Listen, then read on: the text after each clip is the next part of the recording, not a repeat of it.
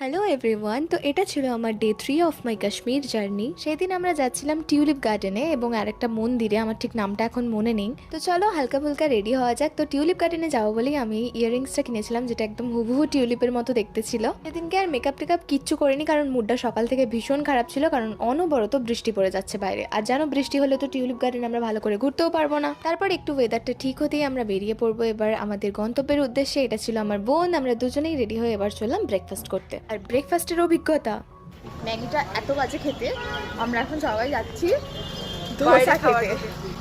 হোটেলের ম্যাগিটা পুরো খাওয়ার যোগ্য, খিচুড়ি পুরো খিচুড়ি। আবার পাউরুটির ভেতর জ্যাম, পাউরুটির জ্যাম নেই, এক ফোঁটাও প্রচুর।